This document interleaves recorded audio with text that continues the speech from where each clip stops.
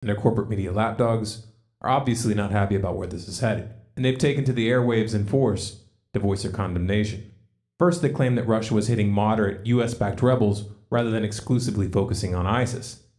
Of course, he moved all the capabilities in, he built the runways, he built the establishment, and then was ready to strike. And instead of revealing anything to carry from Lavrov or from him to Obama, he has a Russian general show up at our embassy in Baghdad an hour before it starts. And what's the first target? The people we are supporting and arming and training and equipment. What better way to stick their thumb in our eye? Hey, wait a second. On September 16th, General Lloyd Austin of the U.S. Central Command testified that there were only 4 or 5 U.S.-trained fighters in all of Syria, and now these fighters are supposedly in control of an entire region? This assertion would be absurd enough on its own, but the reality of the matter is that the area in question has been controlled by al-Nusra for at least 2 years. And just so we're clear here, al-Nusra is al-Qaeda's Syrian branch, and they have direct alliances with ISIS. Not that the distinction between al-Nusra and the FSA would really change the equation. The FSA has publicly acknowledged on several occasions that they are cooperating with al-Nusra, and the FSA command itself has been dominated by Islamic extremists since at least 2012. أما فيما يخص بعض الفصائل التي مثلا يطالب الغرب بتصنيفها كمنظمات إرهابية، جبهة النصرة. نعم، نحن نشعر أن هذه الجبهة بمكان ما هي يمكن الحوار معها. حول نعم، حول طبيعة الدولة القادمة، حول شكل الدولة القادمة، حول إمكانية هذه البلد على إقامة دولة التي تناسب الجميع. نحن في مكان ما يجب أن نتعاون ويجب أن نتحاور، وأنا على صلة بالجميع. أنا على صلة بالجميع ولا أخفي سرا بذلك، حتى فيما يخص الأخوة في جبهة النصرة، ونتعاون في أمكنة كثيرة. So, if the FSA and al-Nusra work together, and al-Nusra is working with ISIS, why haven't those funding and arming the FSA been charged with providing material support to terrorists?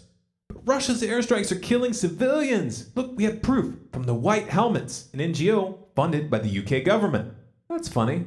This image looks an awful lot like this one, which was posted on September 25th, 5 days before the airstrikes even began. That was a bit problematic, so they deleted the tweet, but not before the US and its allies would use the occasion to take their hypocrisy to a new level. On October 2nd, the US issued a joint statement with France, Germany, the UK, Turkey, Saudi Arabia, and Qatar, calling for Russia to, quote, immediately cease its attacks on the Syrian opposition and civilians.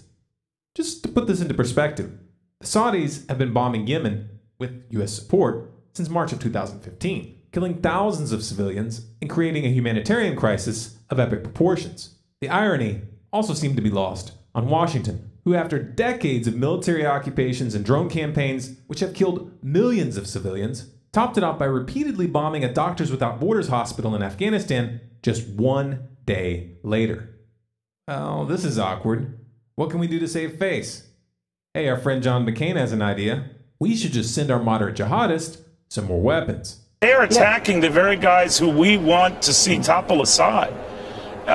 You would let American planes just continue to pass them and let them do that? No, but I might do what we did in Afghanistan many years ago to give those guys the ability to shoot down those planes. That equipment is available. Who would be shooting them down? The Free Syrian Army, just like the Afghans shot down the Russian. No, just like the Afghans shot down Russian planes after Russia invaded Afghanistan. So we armed extremists in Afghanistan, which became the Taliban, which we're still bombing, often inaccurately, to this day. And you want to do it again? This isn't a plan.